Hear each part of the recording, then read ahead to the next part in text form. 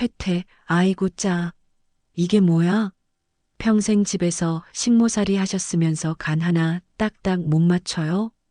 며느리는 아침부터 제가 정성 들여 만든 반찬을 앞에 두고 모욕적인 말을 서슴지 않고 내뱉었습니다. 가족을 위한 평생의 헌신을 식모라는 한마디로 짓밟고 있었던 것이죠. 하지만 저는 이미 알고 있었습니다. 저 버릇없고 오만한 며느리를 송두리째 무너뜨릴 폭탄이 이 식모에 의해 곧 터지게 될 거란 것을. 안녕하세요. 저는 이른이 된 박정욱이라고 합니다. 원래 가장 가까운 사람에게서 받는 상처가 가장 깊다고들 하잖아요. 저는 그게 사람들이 그냥 하는 이야기인 줄 알았는데 당사자가 되어 보니 정말 씻을 수 없는 깊은 상처로 자리 잡더라고요. 그 상처가 골마 터져 다시 새살이 돋기까지의 제 험난한 이야기 함께 나눠볼까 해요. 한번 들어봐 주시겠어요? 그날 오후 아삭한 사과를 토끼 모양으로 예쁘게 깎아서 접시에 담고 손주 민준이가 좋아하는 따뜻한 우유도 컵에 미리 부어 놓았죠. 이렇게 챙겨놓은 간식을 보면 얼마나 좋아할까 생각하니 제 입가에는 절로 미소가 번졌습니다. 그때였습니다. 현관 도어락이 해제되는 소리가 들렸어요. 며느리 경진이가 퇴근한 것이었습니다. 그런데 오늘은 어쩐 일인지 혼자가 아니더라고요. 언니, 여기가 우리 집이야. 좁지? 어서 들어와. 경진이가 누군가와 함께 들어오며 말하는 소리가 들렸습니다. 저는 얼른 거실 쪽으로 나가서 확인해 봤어요. 경진이 옆에는 정장을 아주 말끔하게 차려입은 중년 여성이 낯설게 서 있었습니다. 어머님, 인사하세요. 저희 회사 김 이사님이세요. 경진이가 저를 향해 턱짓을 하며 건성으로 말했습니다. 저는 당황한 마음을 감추고 반갑게 고개를 숙여 인사했어요. 안녕하세요. 어서 오세요. 안녕하세요, 어머님. 말씀 많이 들었습니다. 김이사라는 분, 김유진이라고 하더군요. 그분은 아주 공손하게 인사를 받아주셨습니다. 저는 얼른 주방으로 다시 들어가서 과일을 준비하고 따뜻한 차도 정성껏 우려서 가져왔어요. 준비한 건 없지만 맛있게 드세요. 어머, 감사합니다. 맛있겠네요. 김이사가 환하게 미소를 지으며 대답했습니다. 그런데 경진이는 제가 정성껏 차려놓은 과일 접시에는 눈길 한 번 주지 않고 자기 핸드백만 만지작거리고 있었습니다. 언니, 이 가방 어때? 어제 백화점 가서 하나 질렀잖아. 경진이가 소파에 다리를 꼬고 앉아 번쩍거리는 새 가방을 김이사 앞에서 보란 듯이 들어보이며 말했습니다. 와, 정말 예쁘다. 이거 신상 아니야? 되게 비쌀 것 같은데? 그럼 이게 얼마짜리인 줄 알아? 딱 300만 원 줬어. 이 정도는 들어줘야 이사 소리 듣지. 경진이가 어깨를 으쓱하며 대답했습니다. 김이사가 놀란 표정을 감추지 못했어요. 헉! 정말? 300? 경진이 너 크게 질렀구나? 이제 진급했으니 나를 위한 선물이라 생각하고 샀어. 완전 대만족이야. 그때 마침 아들 동현이가 서재방에서 나오며 김이사에게 꾸벅 인사했어요. 안녕하세요. 경진이 남편 윤동현입니다. 아, 네. 안녕하세요. 김유진이라고 합니다. 편히 이야기 나누셔요. 동현이가 제 눈치를 한번 힐끗 보더니 자기 방으로 쏙 들어가 버렸습니다. 저는 조용히 거실 한쪽에 서서 그들의 대화를 듣고 있었어요. 바로 그때 경진이가 갑자기 킥킥하고 기분 나쁜 웃음을 터뜨리기 시작했습니다. 그러더니 턱짓으로 저를 콕 가리키며 김이사에게 말하는 것이었습니다. 언니, 저기 우리 집 식모 좀 봐. 요즘은 식모도 어쩜 저렇게 세련되게 입지? 그 순간 저는 제 귀를 의심했습니다. 식모라고요? 방금 경진이가 저를 가리키면서 식모라고 말한 것이었어요. 김 이사는 그 말을 듣고 숨이 멎은 듯 당황한 표정으로 경진이를 황급히 바라봤습니다. 야, 너 그게 무슨 말이야? 어머님한테. 아유, 농담이야, 농담.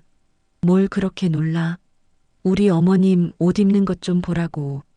엄청 세련되게 입으시잖아. 그치요, 어머님? 경진이가 저를 보며 눈을 흘기듯 웃으며 말했습니다. 하지만 제 귀는 속일 수 없었습니다. 경진이는 분명히 식모라고 했습니다. 제 두 귀로 똑똑히 들었습니다. 김 이사는 차마 웃지도 울지도 못하는 억지 미소를 지으며 아무 말도 하지 않았어요. 저는 빈 쟁반을 든 채 그 자리에 얼어붙어 버렸습니다. 온몸의 피가 차갑게 식는 것 같았어요. 가슴이 답답하고 숨이 턱 막히는 것 같았습니다. 손이 덜덜 떨려서 쟁반이 달그락하고 흔들렸습니다.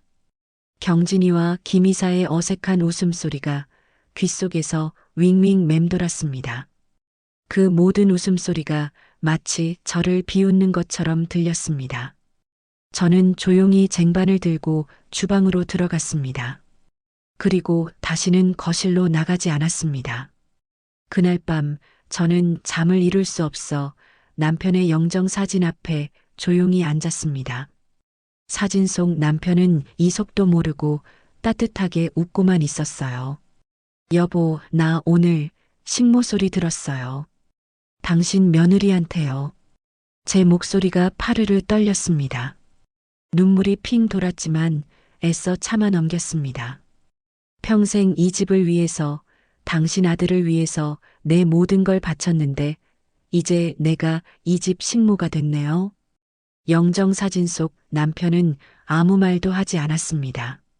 저는 두 주먹을 꽉 쥐고 제 자신에게 다짐했습니다. 여보, 나 더 이상 이렇게 바보처럼 살지 않을게요. 두고 보세요. 꼭 그렇게 할게요. 다음 날부터 저는 겉으로는 아무 일 없다는 듯 똑같이 행동했습니다. 새벽같이 일어나 경진이와 동현이의 아침밥을 차리고 민준이를 학교에 보냈어요. 하지만 제 속으로는 전혀 다른 생각을 하고 있었습니다.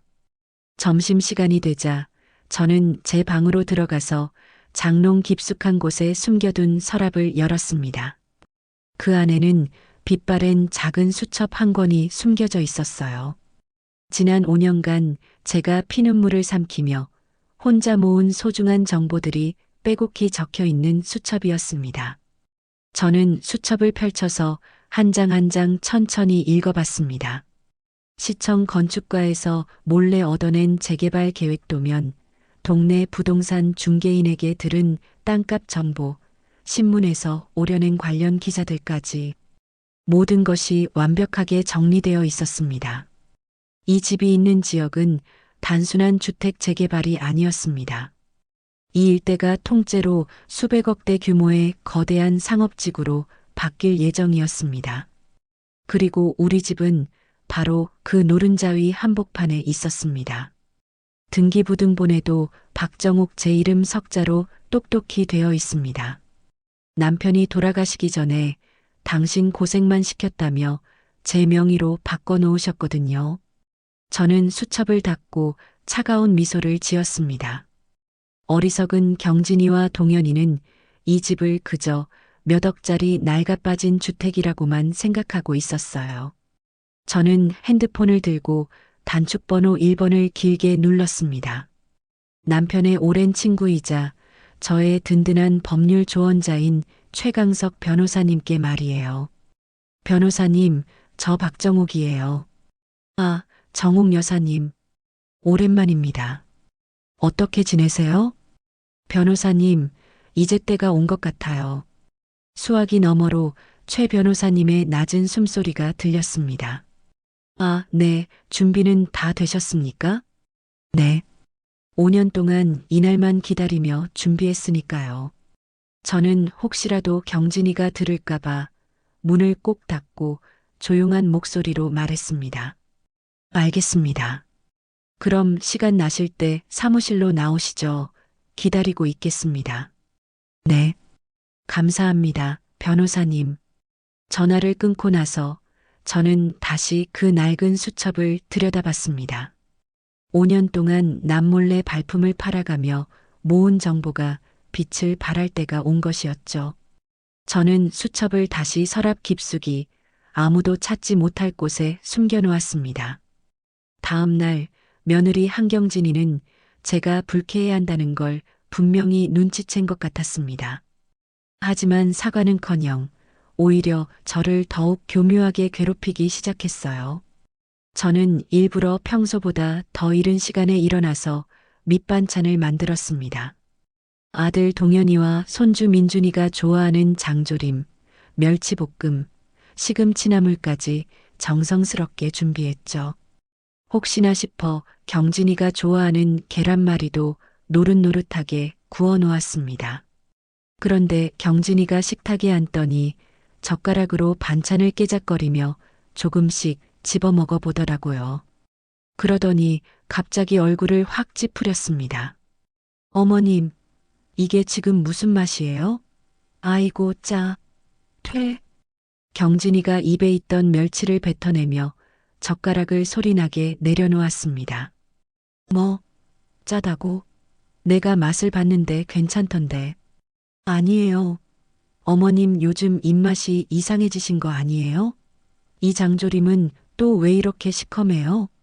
간장을 얼마나 들이부으셨냐고요. 경진이가 코를 찡그리며 말했습니다. 저는 정말 당황스러웠습니다. 어제까지만 해도 맛있다고 잘만 먹던 반찬들인데 갑자기 왜 이러는지 도무지 알 수가 없더라고요. 경진이는 그 자리에서 벌떡 일어나더니 제가 정성스럽게 만든 반찬통들을 하나씩 집어들었습니다. 그리고는 망설임도 없이 음식물 쓰레기통 쪽으로 걸어갔어요. 경진아, 너 지금 뭐 하는 짓이야? 어머님, 이제 이런 음식 그만 만드세요. 제발. 아니, 왜? 뭐가 문젠데 그래? 방에서 나오던 아들 동현이가 신문을 내려놓으며 물었습니다. 오빠가 이것 좀 맛봐봐. 이게 사람이 먹을 음식이야? 완전 짜고 비린내가 진동을 하잖아. 경진이가 악을 쓰듯 말하면서 장조림이 가득 담긴 통을 그대로 쓰레기통에 쏟아부었습니다. 저는 너무 놀라서 황급히 달려갔어요. 야, 그걸 왜 버려? 아까운 걸. 어머님 비키세요. 이런 음식 먹으면 병 나요, 병. 건강에 나쁘다고요.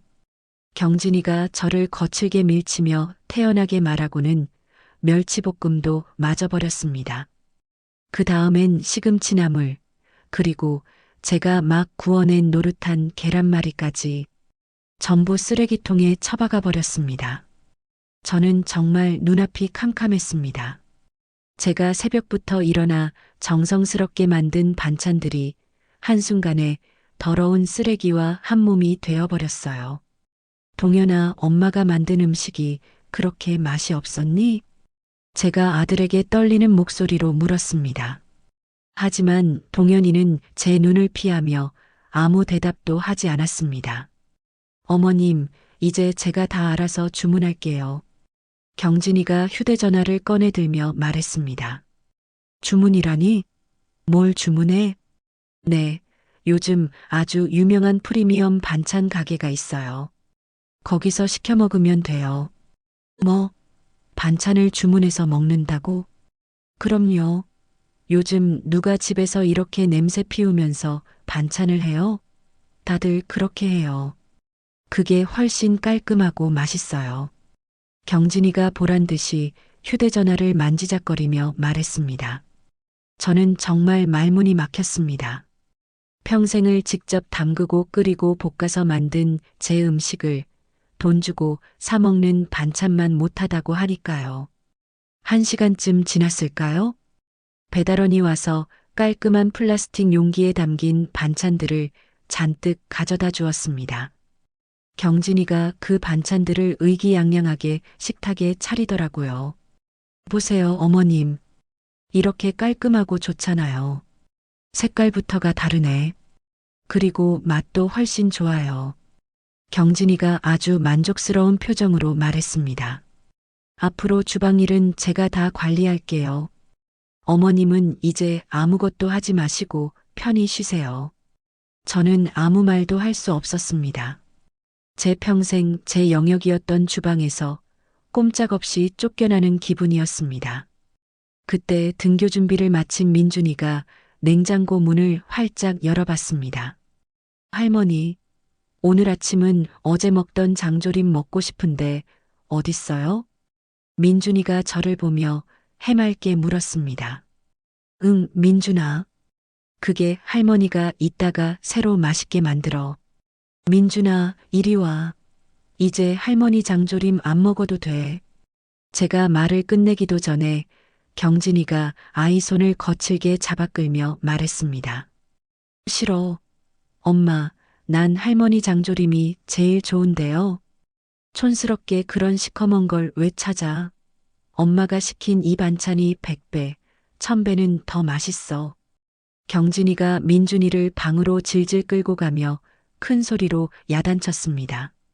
너 자꾸 그런 거 찾으면 안 돼. 짠 거 먹으면 몸에 안 좋단 말이야. 방 안에서 민준이가 서럽게 우는 소리가 들려왔습니다. 저는 정말 가슴이 미어지는 것 같았습니다. 텅 빈 주방에 저 혼자 멍하니 서 있었어요. 제 평생을 함께 써온 낡은 냄비들만 덩그러니 저를 바라보고 있었습니다. 동현아, 제가 거실에 앉은 아들을 불렀습니다. 아, 엄마, 왜 또, 방금 네 처가 한 짓, 이게 정말 맞는 거라고 생각하니? 아, 엄마, 경진이가 밖에서 스트레스 받아서 그래. 엄마가 좀 참아줘, 제발. 동현이가 깊은 한숨을 쉬며 말했습니다. 스트레스를 왜 나한테 푸는 건데? 내가 경진이 식모야? 엄마, 경진이 이번에 이사로 승진하느라 얼마나 힘들어했는지 알아? 엄마가 좀 이해해줘야지. 나도 중간에서 힘들어. 저는 더 이상 할 말이 없었습니다. 하나밖에 없는 아들마저 저렇게 며느리 편만 드는데 제가 누굴 붙잡고 하소연을 하겠어요. 며칠 후 경진이의 이사 승진 파티가 있는 날이었습니다. 경진이가 회사 동료들을 전부 집으로 초대한다고 했습니다. 어머님, 오늘 저녁에 손님들 많이 오시니까 음식 준비 좀 도와주세요. 경진이가 아침부터 저에게 지시하듯 말했습니다. 결국 저는 그날 하루 종일 또다시 식모 역할을 해야 했습니다. 파티가 시작되자 손님들이 하나둘 집으로 들어왔습니다. 저는 물론 배달 온 음료수와 안주들을 쉴 새 없이 나르고 빈 잔을 치우며 바쁘게 움직였어요. 마치 정말 이 집에 고용된 도우미처럼 말이죠. 어머, 경진아. 집이 오래되긴 했어도 넓다. 그러게요. 위치도 좋은 것 같고 부럽다 한이사. 손님들이 집안을 둘러보며 감탄했습니다. 경진이는 어깨를 으쓱하며 집안을 안내했어요. 언니, 이 집이 겉은 이래도 위치가 정말 좋아요. 나중에 재개발 계획도 있다고 하니 집값이 좀 오를 거예요. 제가 또 그런 건 기가 막히게 알잖아요. 경진이가 아주 자랑스럽게 말했습니다. 저는 그 말을 들으며 속으로 씁쓸하게 웃었습니다. 경진이는 이 집의 진짜 가치를 전혀 정말 손톱만큼도 모르고 있었거든요. 파티는 밤늦은 시간까지 계속됐습니다. 저는 발이 퉁퉁 붓고 허리가 끊어질 것처럼 아팠지만 계속 음식을 나르고 빈잔을 치우며 하루 종일 일했습니다. 마침내 손님들이 모두 돌아가고 나서야 저는 지친 몸을 이끌고 제 방으로 들어갈 수 있었습니다. 그런데 잠시 후 경진이가 제 방문을 벌컥 열고 들어왔습니다. 이미 꽤 마신 술 때문에 얼굴이 시뻘겋게 달아올라 있었어요. 어머님, 경진이가 제 침대 옆에 비틀거리며 서서 말했습니다. 손에는 뭔가를 잔뜩 들고 있었어요. 무슨 일이니? 어머님, 이거 한번 보세요. 경진이가 들고 온 것을 제 침대 위에 퍽 소리가 나게 던졌습니다. 화려한 색깔의 브로셔 여러 장이었습니다. 저는 이게 뭔가 싶어 브로셔를 집어서 펼쳐봤습니다. 프리미엄 실버타운이라고 아주 큰 글씨로 적혀 있었습니다. 호화로운 호텔 같은 시설 사진들이 가득했습니다. 이게 뭐냐고.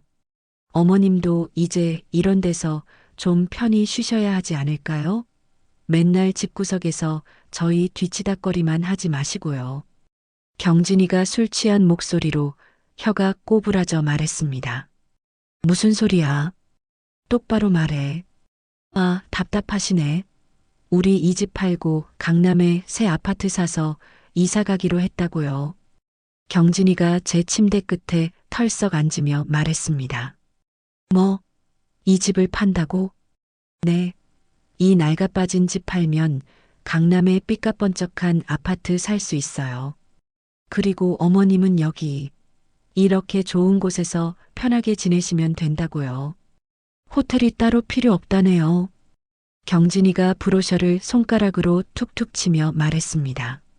마치 이 모든 게 당연한 일이라는 듯이 행동했어요. 저는 브로셔를 천천히 넘겨봤습니다. 정말 좋아 보이는 시설들이었죠. 수영장이며 헬스장, 도서관까지 없는 게 없었습니다. 하지만 이건 제가 원하는 게 아니었습니다. 제 명의로 된 제 집을 팔아서 저를 고급 요양원으로 보내겠다는 소리잖아요. 동현이도 동의한 거니? 당연하죠. 오빠도 찬성했어요. 어머님 이렇게 좋은데 모시겠다는데 그걸 싫어하겠어요? 경진이가 아주 자신만만하게 대답했습니다. 저는 아무 말 없이 브로셔만 내려다봤어요. 경진이는 제 침묵을 승낙으로 받아들인 것 같았습니다. 경진이가 만족스러운 미소를 지으며 자리에서 일어났습니다. 어머님, 잘 생각해 보세요. 진짜 어머님 위해서 이러는 거니까. 정말 좋은 곳이에요. 경진이가 비틀거리며 제 방을 나갔습니다. 문이 닫히는 소리가 유난히 크고 차갑게 들렸습니다. 저는 브로셔를 무릎 위에 올려놓고 한참을 생각했습니다. 경진이와 동현이는 정말로 저를 이 집에서 내보내려고 작정했던 겁니다. 그것도 제 허락은 단 한마디도 구하지 않고요. 저는 브로셔를 바닥으로 밀어버리고 장롱 깊숙한 서랍을 열었습니다. 그 안에 조용히 숨겨둔 수첩을 꺼냈습니다. 내일은 정말 아침이 밝는 대로 최 변호사님을 만나러 가야겠다고 굳게 다짐했습니다. 다음 날 아침 갑자기 현관문을 쾅, 쾅, 쾅 하고 누군가 주먹으로 거칠게 두드리는 소리가 들렸어요. 저는 가슴이 철렁 내려앉았죠. 누구세요? 제가 조심스럽게 문 쪽으로 다가가며 물었습니다. 여기가 박정옥 씨 댁 맞습니까? 아주 낯설고 거친 남자 목소리였습니다. 왠지 모르게 험악한 느낌이 들어서 문을 살짝 열어보니 정말 덩치 큰 남자가 인상을 쓴 채 서 있었어요. 얼굴에는 흉터가 길게 나 있고 그 눈빛이 어찌나 무섭던지요. 제가 박정욱인데 누구시죠? 저는 남 실장이라고 합니다. 잠깐 들어가도 되겠습니까? 남자가 억지로 입꼬리를 올려 웃으며 말했습니다. 하지만 그 웃음이 전혀 친근하게 느껴지지 않았어요. 무슨 일 때문에 그러시는데요? 여기서 말씀하세요. 아이고, 밖에서 할 얘기가 아닙니다. 아주 중요한 얘기가 있어서 왔습니다. 가족분들도 다 계시죠? 그때 마침 거실에서 시끄러운 소리를 들은 경진이와 동현이가 나왔습니다.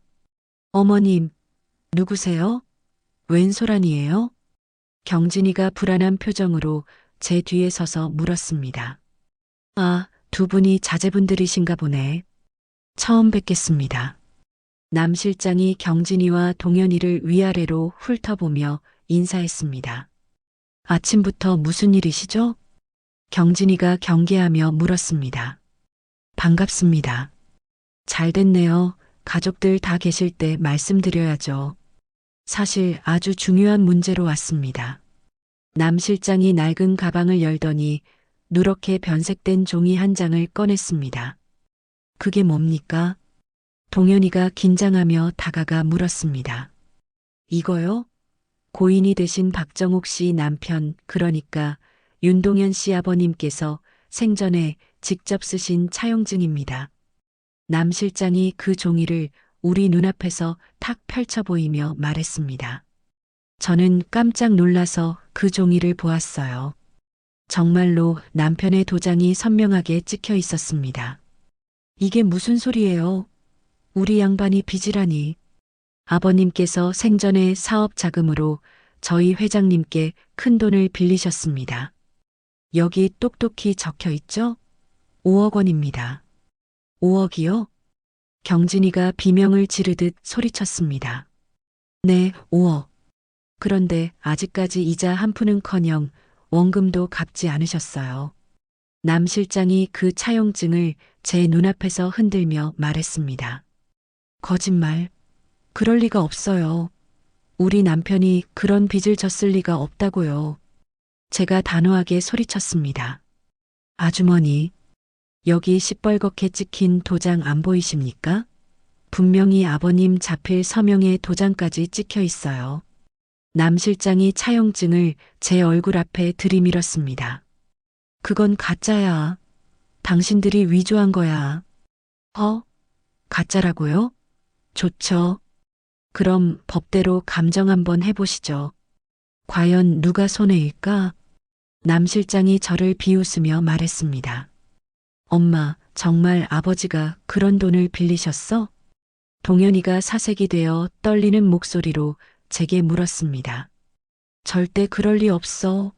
넌 네 아버지가 어떤 사람인지 몰라. 평생 개미처럼 일만 하면서 대출 한 번 안 했던 사람이야. 하지만 어머님, 만약에 이 차용증이 진짜라면요? 그럼 우리 5억 빚진 거예요? 경진이가 얼굴이 하얗게 질린 채 말했습니다. 그때 남 실장이 거실을 천천히 둘러보며 말했습니다. 집이 낡긴 했는데 듣자 하니 특히 이 집이 곧 재개발 예정 지역이라고 들었습니다. 맞습니까? 경진이와 동현이가 당황해서 서로를 쳐다봤습니다. 곧 어마어마한 값이 오를 거라고 하더군요. 아주 노른자위 땅이라고. 남 실장이 음흉하게 웃으며 말하는 모습을 보고 저는 등골에 소름이 돋았습니다. 대체 저 남자가 어떻게 재개발 계획을 알고 있는 거죠?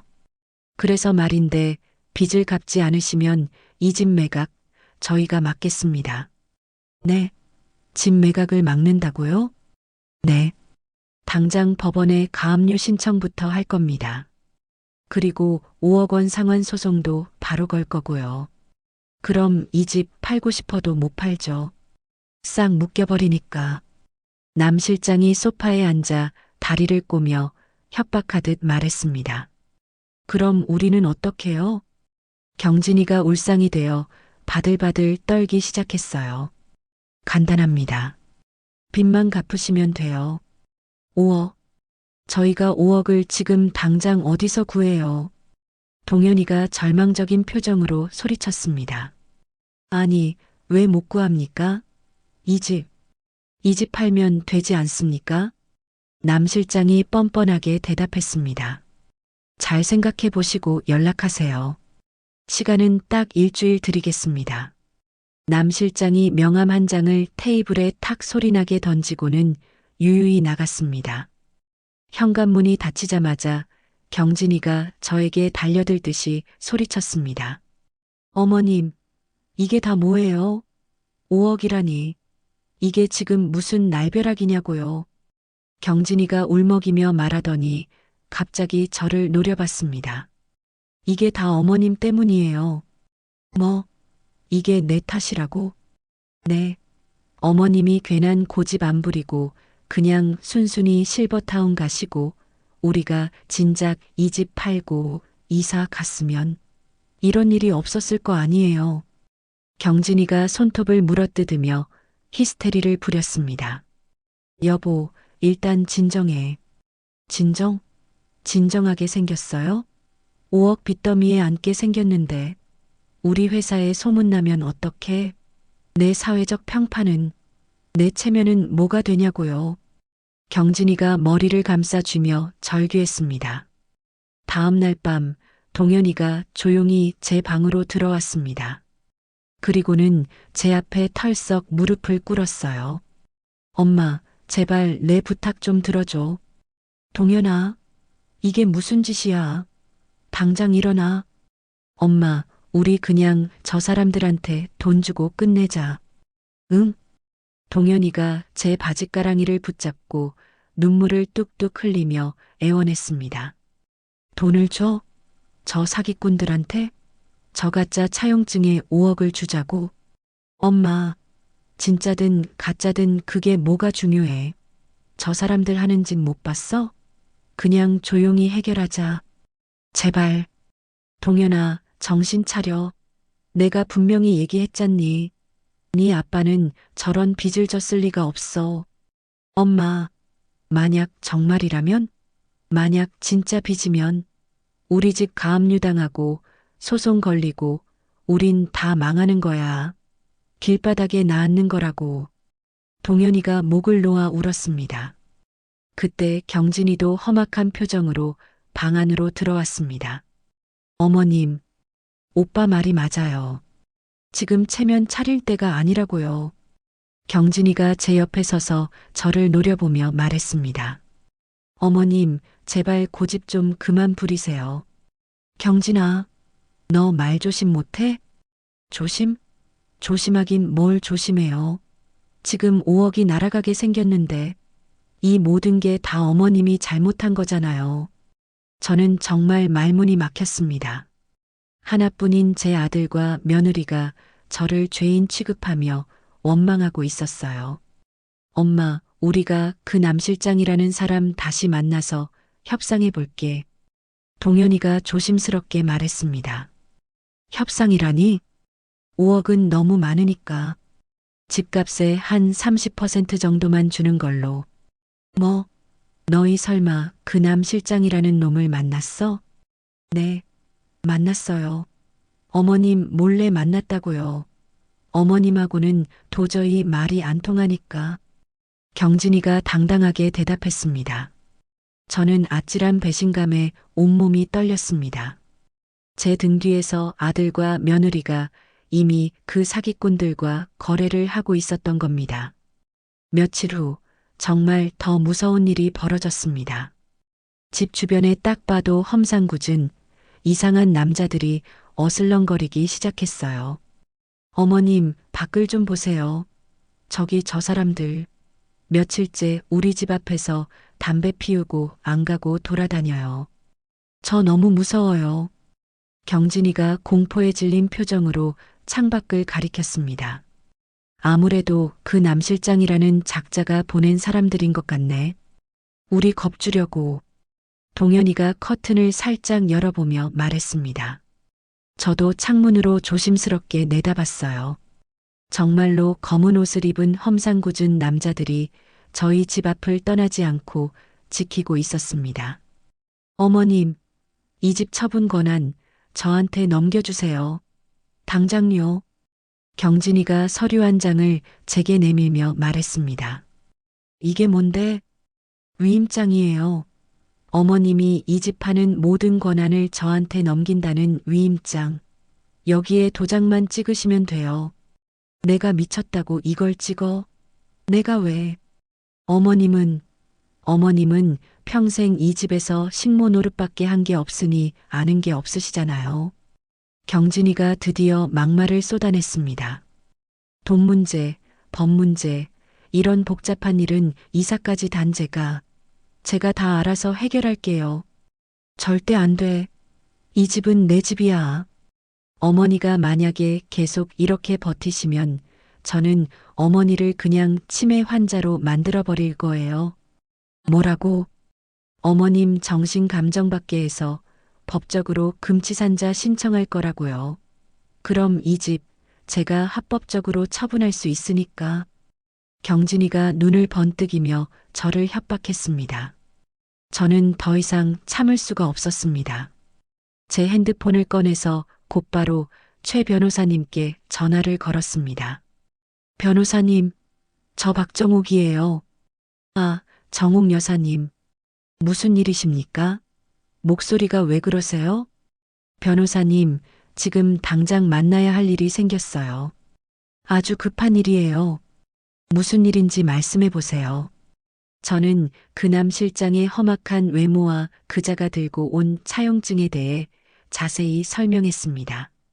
변호사님, 이 남 실장이라는 사람이 도대체 누군지 정체 좀 알아봐 주세요. 알겠습니다, 여사님. 즉시 뒷조사해 보겠습니다. 그리고 그 차용증, 그것도 당장 진짜인지 가짜인지 확인해 주세요. 네, 맡겨만 주십시오. 바로 알아보겠습니다. 전화를 끊고 나서 저는 저를 노려보는 경진이를 똑바로 쳐다봤습니다. 경진아, 네가 이겼다고 생각하지 마. 아직 끝난 게 아니야. 어머님, 지금 저한테 협박하시는 거예요? 쓸데없는 짓 하지 마세요. 두고 봐. 우리 중에 누가 이 집을 차지하게 될지 곧 알게 될 테니까. 저는 단호하게 말했습니다. 이제 정말 진짜 전쟁이 시작된 거였습니다. 다음 날 남 실장이 다시 우리 집에 나타났습니다. 초인종을 누르는 소리가 어찌나 거칠고 성급한지 꼭 빛 독촉이라도 하러 온 사람 같았죠. 박정옥 씨, 안에 있는 거 다 압니다. 얼른 문 열어보세요. 남 실장의 목소리가 현관문 너머로 시끄럽게 들려왔습니다. 저는 애써 침착하게 문을 열어줬어요. 남 실장이 묵직한 가방을 들고 거실로 성큼성큼 들어왔습니다. 어서 오세요, 남 실장님.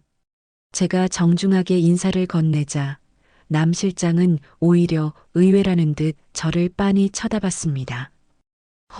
태도가 아주 여유로우시네. 생각 정리 다 됐습니까? 네. 일단 거실에서 얘기하시죠. 저는 남 실장을 거실로 안내했습니다. 경진이와 동현이는 이미 소파에 앉아 바짝 얼어 있었어요. 자, 결정 내리셨죠? 집 포기하신다는 각서부터 쓰시죠. 남 실장이 가방에서 서류 뭉치를 꺼내며 테이블에 탁 소리나게 내려놓았습니다. 일단 앉으세요. 차라도 한 잔. 됐습니다. 차 마시러 온 거 아니니까. 제가 의자를 가리키며 말했지만 남 실장은 앉을 생각도 없어 보였습니다. 바로 그때 초인종이 다시 울렸습니다. 딩동, 딩동. 아니, 이 시간에 또 누구야? 경진이가 불안한 표정으로 중얼거렸어요. 저는 짐짓 모르는 척 현관로 가서 문을 열었습니다. 그런데 문 앞에는 뜻밖에도 최강석 변호사님이 서 계셨죠. 변호사님, 박정옥 여사님 말씀드린 조사 결과가 나왔습니다. 최 변호사님이 서류 가방을 들고 들어오셨고 그 뒤로 낯선 남자 2명이 따라 들어왔습니다. 아니, 이분들은 누구세요? 경찰입니다. 잠시 협조 좀 해주시죠. 최 변호사님이 간단하게 설명했습니다. 우리는 모두 거실로 들어갔어요. 남 실장은 갑자기 들이닥친 사람들을 보고 당황하는 기색이 역력했습니다. 당신이 남 실장입니까? 경찰 중 한 명이 남 실장에게 성큼 다가가며 물었습니다. 당신들은 누군데? 나를 알아요? 남 실장이 잔뜩 경계하며 뒷걸음질 쳤습니다. 강남경찰서에서 나왔습니다. 위조 사문서 행사 및 협박 혐의로 당신을 체포합니다. 뭐라고요? 체포? 내가 뭘 어쨌다고. 남 실장이 고함을 지르며 벌떡 일어났습니다. 이게 무슨 짓입니까? 증거 있어요? 여기 있습니다. 최 변호사님이 서류를 펼쳐 보이며 말씀하셨어요. 남 실장 씨가 제시한 차용증, 전부 위조된 것으로 확인됐습니다. 뭐라고요? 위조? 동현이가 소파에서 벌떡 일어나며 소리쳤습니다. 당신 재개발 지역만 전문적으로 노리는 사기꾼이더군. 이게 다 무슨 헛소리야. 말도 안 돼. 남 실장이 얼굴이 새빨개져서 소리쳤습니다. 증거는 차고 넘칩니다. 당신한테 당한 피해자만 벌써 10명이 넘어요. 경찰이 수갑을 꺼내 보이며 차갑게 말했습니다. 잠깐만요. 오해가 있는 겁니다. 남 실장이 당황해서 손사래를 치며 뒤로 물러섰습니다. 차용증의 도장도 위조품입니다. 필적 감정 결과 박정욱 여사님 남편분의 필적과 완전히 다릅니다. 최 변호사님이 감정서를 남 실장 코앞에 들이밀었습니다. 경진이와 동현이는 입을 떡 벌린 채 이 광경을 바라봤어요. 완전히 넋을 잃은 표정이었죠. 이런 식으로 재개발 지역 집주인들을 속여서 헐값에 집을 넘기게 만들고 돈을 뜯어낸 거죠. 아니에요. 아니라고. 저 여자 남편이 진짜로 돈을 빌려갔다니까요. 남 실장이 저를 손가락질하며 발버둥 쳤습니다. 더 이상 듣지 않겠습니다. 조용히 따라오시죠. 경찰이 남 실장의 팔을 거칠게 붙잡았습니다. 이거 내가 누군 줄 알고 이래. 남 실장이 격렬하게 저항했지만 소용없었어요. 경찰들이 남 실장을 양쪽에서 붙잡아 거칠게 끌고 나갔습니다. 현관문이 쾅 닫히자 거실이 갑자기 물을 끼얹은 듯 조용해졌습니다. 경진이와 동현이는 아직도 이 상황을 도무지 이해하지 못하고 있었어요. 어머님, 이게 다 어떻게 된 거예요? 경진이가 떨리는 목소리로 제게 물었습니다. 저는 소파에 멍하니 앉아있는 경진이를 똑바로 쳐다봤어요. 경진아, 넌 내가 아무것도 모르는 바보인 줄 알았지? 네. 그게 무슨 말씀이세요? 내가 식모라고 해서 이런 불법을 다루는 방법을 모르는 게 아니야. 저는 차갑고 단호하게 말했습니다. 경진이의 얼굴이 순식간에 새하얗게 질렸어요. 동현이도 저를 완전히 새로운 사람 보듯 낯설게 바라봤습니다. 변호사님, 정말 수고 많으셨어요. 제가 최 변호사님께 고개 숙여 감사 인사를 드렸습니다. 아닙니다, 여사님. 당연한 일을 했을 뿐입니다. 그럼 이제 계약은 예정대로 진행해도 되겠죠? 네. 내일 바로 사무실로 오시죠. 진짜 매수자분이 기다리고 있습니다. 다음 날 저는 곧장 최 변호사님 사무실로 향했습니다. 드디어 이 집을 매각할 진짜 매수자를 만나는 날이었죠. 박정욱 여사님, 이쪽이 매수자이신 이진숙 회장님이십니다. 최 변호사님이 정중하게 소개해 주셨어요. 안녕하세요. 이진숙이라고 합니다. 매수자는 50대 정도로 되어 보이는 기품 있는 여성이었습니다. 단정한 정장을 입고 있었지만 사치스러워 보이지는 않았어요. 반갑습니다. 박정욱입니다. 저도 정중하게 인사를 했습니다. 투자개발사 대표를 맡고 있습니다. 이진숙 회장이 제게 명함을 내밀며 말했습니다. 대기업은 아니신가 봐요? 네, 아직은 작은 회사입니다. 하지만 좋은 땅은 한눈에 알아보죠. 이 회장이 부드럽게 미소를 지었습니다. 이 땅에 대해서는 어떻게 생각하세요? 제가 물었습니다. 정말 보석 같은 위치입니다. 머지않아 상업지구의 가장 중심이 될 곳이거든요. 맞아요. 저도 5년 전부터 그 점을 눈여겨봤거든요. 이 회장이 제 낡은 서류 가방을 흘끗 봤지만 그 눈빛에 무시하는 기색은 전혀 없었습니다. 사실 여사님 같은 분을 만나기가 쉽지 않습니다. 왜 그렇게 생각하시죠? 보통은 재개발 업체가 와서 겁주고 구슬리면 헐값에 넘기기 바쁘거든요. 이 회장이 진심 어린 표정으로 말했습니다. 저도 그런 실수는 하지 않는 성격이라서요. 바로 그겁니다. 그래서 제가 정당한 값을 꼭 드리고 싶습니다. 이 회장이 계산기를 꺼내서 몇 번 두드렸어요. 얼마를 생각하고 계십니까? 시세보다 30% 웃돈을 얹어드리겠습니다. 네, 30%나요? 저는 제 귀를 의심하며 깜짝 놀랐습니다. 네, 이 땅은 그만한 값어치가 충분히 있습니다. 정말 감사합니다. 이 회장님, 아닙니다. 저야말로 여사님 같은 분의 소중한 자산을 사게 되어 영광입니다. 이 회장이 정말 진심으로 말하는 것이 느껴졌습니다. 우리는 그 자리에서 바로 계약서에 도장을 찍었어요. 매각 대금은 제가 미리 준비해둔 아무도 모르는 제 비밀 계좌로 바로 입금하기로 했습니다. 내일 오전 중으로 바로 입금 처리해 드리겠습니다. 고맙습니다. 잘 부탁드립니다. 모든 계약을 마치고 저는 집으로 돌아왔습니다. 경진이와 동현이가 거실에서 저를 기다리고 있었어요. 어머님, 이제 오셨어요? 어디 갔다 오신 거예요? 경진이가 초조한 얼굴로 물었습니다. 잠깐 볼 일이 좀 있어서 저는 굳이 대답하지 않고 제 방으로 똑바로 들어갔습니다. 그리고는 미리 챙겨둔 작은 가방에 짐을 마저 쌌어요. 간단한 옷 몇 벌과 중요한 서류들만 챙겼습니다. 이 집에서 더 이상 필요한 것은 아무것도 없었죠.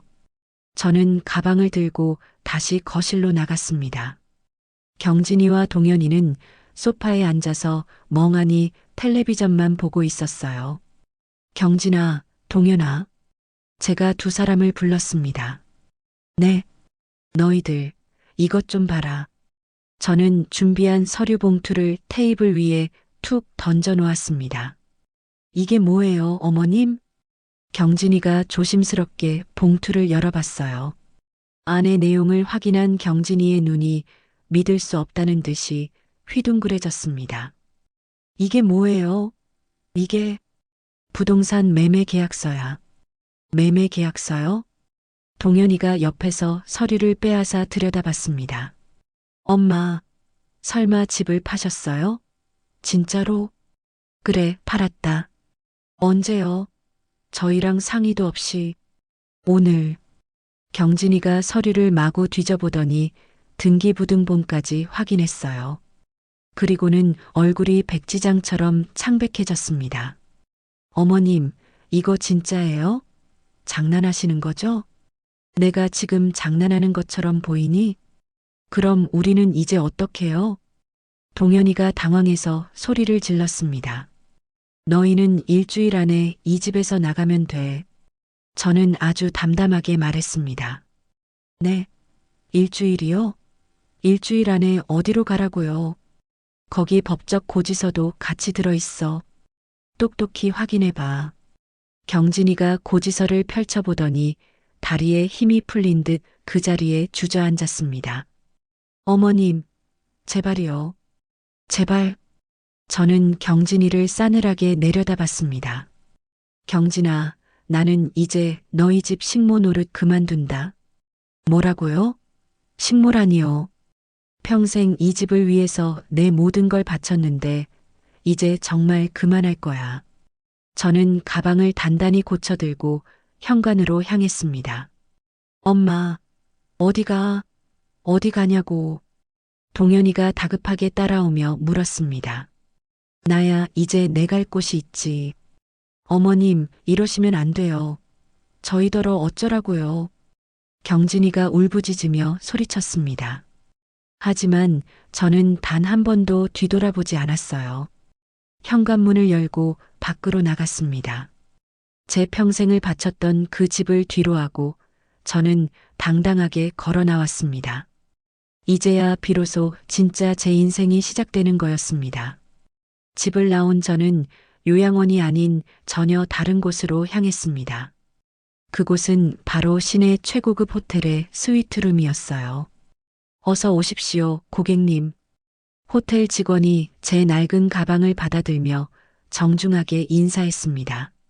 제가 체크인을 마치자 직원이 저를 전용 엘리베이터로 안내해 줬습니다. 스위트룸 문이 열리는 순간 저는 정말이지 입이 떡 벌어졌습니다.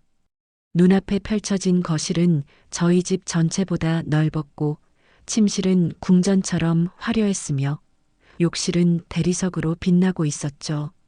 창문 너머로는 도시 전체가 반짝이며 제 발 아래에 펼쳐져 있었습니다. 그래, 이제부터 여기가 내 집이야. 저는 혼자 나지막이 중얼거리며 만족스러운 미소를 지었습니다. 제가 가장 먼저 한 일은 가져온 낡은 가방을 여는 것이었습니다. 평생 제 몸의 일부나 다름없었던 낡고 해진 옷들을 하나씩 꺼내 모조리 쓰레기 봉투에 쳐넣었습니다. 목이 다 늘어난 검은색 추리닝, 보풀이 잔뜩 일어난 회색 카디건, 구멍난 스웨터까지 전부 다요. 그동안 고생했다. 이제 정말 안녕이다. 저는 봉투를 문 밖에 내놓고 곧장 백화점으로 향했습니다. 어서 오세요, 고객님. 어떤 옷을 찾으시나요? 매장 직원이 상냥하게 물어봤어요. 정장이 필요해요. 회사에서 입을 격식 있는 옷으로요. 아, 그러시군요. 실례지만 어떤 일을 하시는지 여쭤봐도 될까요? 회장이에요.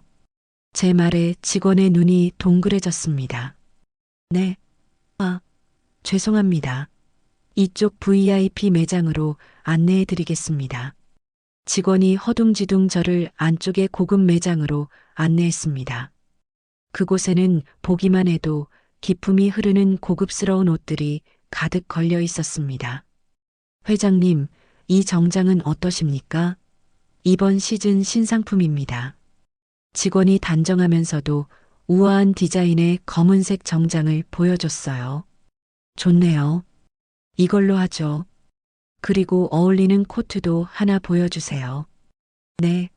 최고급 캐시미어 코트가 준비되어 있습니다. 저는 망설임 없이 여러 벌의 정장과 코트를 골랐습니다. 이 옷들 전부 제 몸에 딱 맞게 수선해 주세요. 수선 기간은 일주일 정도 예상하시면 됩니다. 안 돼요. 급합니다. 3일 안에 전부 끝내주세요. 네. 3일은 조금 어려울 것 같습니다만. 저는 지갑에서 바로 신용카드를 꺼내 보여줬습니다. 추가 비용은 얼마든지 낼 테니 어떻게든 맞춰주세요. 아, 네. 그럼요. 어떻게든 3일 안에 준비해 놓겠습니다. 직원의 태도가 싹 바뀌었죠. 다음으로 저는 곧장 미용실로 향했습니다. 평생 한 번도 받아본 적 없는 제대로 된 관리를 받기 위해서였어요. 고객님, 어떤 스타일을 원하세요? 미용사가 제 푸석한 머리를 만지며 조심스럽게 물었습니다. 최대한 젊어 보이게 해주세요. 그리고 우아하게요. 네, 알겠습니다. 고객님께 딱 어울리게 해드릴게요. 미용사가 제 머리를 자르고 염색했습니다. 그리고 부드럽게 파마도 넣어줬어요. 이왕 하시는 김에 피부 관리도 같이 받으시겠어요? 네, 그것도 해주세요. 저는 태어나서 처음으로 얼굴 마사지라는 것을 받았습니다. 따뜻한 팩도 하고 향기로운 영양 크림도 듬뿍 발라줬어요. 그렇게 몇 시간이 흐른 후 거울을 봤을 때 저는 제 눈을 의심했습니다. 거울 속에 서 있는 사람이 정말 저인지 믿기지가 않았어요. 머리는 부드러운 웨이브가 흐르고 피부는 반짝반짝 윤기가 흘렀습니다. 이건 뭐 완전히 다른 사람이 된 것 같았습니다. 어머나 고객님, 정말 멋지세요. 분위기가 완전히 달라지셨어요. 미용사가 진심으로 감탄하며 말했습니다. 감사해요. 저는 거울 속에 낯설지만 마음에 드는 제 모습을 한참이나 바라봤습니다. 더 이상 경진이의 식모도 동현이의 엄마도 아니었어요. 박정욱 회장이 거울 속에 서 있었습니다. 호텔로 돌아온 저는 곧바로 최 변호사님께 전화를 걸었습니다. 변호사님, 저녁 식사나 같이 하실까요? 아, 좋습니다, 여사님. 어디서 뵐까요? 제가 묵는 호텔 레스토랑에서 뵙죠. 1시간 후 최 변호사님이 레스토랑 입구에 도착했습니다. 그런데 저를 보고도 그냥 지나치시는 겁니다. 변호사님, 제가 손을 흔들자 그제야 저를 쳐다보시더군요. 네, 누구? 저예요, 변호사님. 아니, 세상에, 이게 어떻게 된 겁니까? 완전히 다른 분이 되셨네요. 정말 멋지십니다. 고마워요. 앉으시죠. 우리는 조용한 구석 테이블에 자리를 잡았습니다. 자, 이제 다음 계획을 슬슬 얘기해 볼까요? 제가 우아하게 와인을 한 모금 마시며 말했습니다. 다음 계획이라니요? 어떤 계획이신가요? 혹시 탑 에이전시라고 아세요? 탑 에이전시라면 며느님 한경진 씨가 다니는 그 회사 말씀이신가요? 맞아요. 제가 그 회사를 통째로 사고 싶어요. 최 변호사님이 마시려던 물을 뿜을 뻔하며 놀란 표정을 지으셨습니다. 네, 회사를 사신다고요? 그게 무슨, 네, 정당하게 인수하고 싶어요. 여사님, 그게 말처럼 쉽지 않을 겁니다. 상장사라서 방법이 있겠죠. 주식을 사면 되잖아요. 물론 그렇지만 그러려면 정말 상상도 못할 엄청난 돈이 필요할 텐데요. 저는 그런 최 변호사님을 보며 그저 빙그레 미소를 지었습니다. 돈은 있어요. 아주 충분히요. 다음 날부터 저는 본격적으로 행동에 옮겼습니다. 최 변호사님의 도움을 받아 여러 개의 유령 법인들을 만들었어요. 저는 각각 다른 이름의 법인을 통해 탑 에이전시 주식을 야금야금 사들이기 시작했습니다. 처음에는 아주 조금씩 눈에 띄지 않게 매입하다가 나중에는 대량으로 마구 사들였죠. 갑자기 정체 모를 누군가가 공격적으로 주식을 사들이니까 시장이 온통 혼란에 빠졌어요. 이거 뭐야? 적대적 인수합병 시도 아니야? 도대체 누가 이 회사를 노리는 거지? 증권가에서 이런저런 소문이 무성하게 돌기 시작했습니다. 그러자 기존 주주들이 불안해하기 시작했어요. 이러다 회사 망하는 거 아니야? 불안해서 안 되겠어. 지금이라도 팔아야 하나? 저는 바로 이런 혼란을 의도적으로 더 부추겼습니다. 더 많은 사람들이 겁을 먹고 주식을 내놓게 만들려고요. 겁에 질린 주주들이 주식을 헐값에 시장에 내놓자 저는 그것들을 남김없이 싹쓸이했습니다. 한편 한경진은 이 모든 끔찍한 상황을 전혀 모르고 있었어요. 그저 회사 주가가 널뛰기를 하는 걸 보고 경영진을 탓하기에만 바빴습니다. 아, 진짜 요즘 경영진들 정말 무능하지 않아요? 경진이가 동료들에게 거들먹거리며 불평을 늘어놓았죠. 그러게 말이에요. 주가가 왜 이렇게 불안한지 모르겠어요. 걱정 말아요. 곧 안정될 거예요. 경진이는 자기가 여전히 잘 나가는 이사라도 되는 듯이 행세하며 돌아다녔어요. 자기가 얼마나 위험하고 아슬아슬한 상황에 놓여 있는지 전혀 몰랐던 겁니다. 그렇게 몇 주 후 마침내 결정적인 순간이 왔습니다. 탑 에이전시에서 긴급 이사회를 소집한다는 공지가 나왔습니다. 안건은 바로 최대 주주 변경 및 신임 이사 선임의 건이었죠. 그날 아침 저는 3일 만에 받아온 검은색 맞춤 정장을 완벽하게 차려입었습니다. 거울을 보니 진짜 회장의 모습이 서 있었어요. 그래, 오늘이 진짜 시작이구나. 저는 혼자 비장하게 중얼거리며 호텔을 나섰습니다. 탑 에이전시 빌딩 앞에 도착하자 최 변호사님이 저를 기다리고 있었습니다. 여사님, 준비되셨습니까? 네. 어디 한번 가보시죠. 우리는 엘리베이터를 타고 이사회 회의실이 있는 층으로 올라갔습니다. 회의실 문 앞에서 저는 잠시 멈춰 섰습니다. 문 안에서 사람들의 웅성거리는 목소리가 새어나왔습니다. 그럼 들어가시죠. 최 변호사님이 저를 위해 정중하게 문을 열어주셨습니다. 저는 천천히 그리고 당당하게 회의실로 걸어 들어갔어요. 회의실 안에 앉아있던 모든 사람들이 일제히 저를 바라봤습니다. 물론 그 자리에는 한경진도 뻔뻔하게 앉아 있었죠. 경진이는 저를 보자마자 들고 있던 펜을 떨어뜨리며 입을 떡 벌렸습니다. 어머님? 경진이가 귀신이라도 본 듯이 떨리는 목소리로 저를 불렀습니다.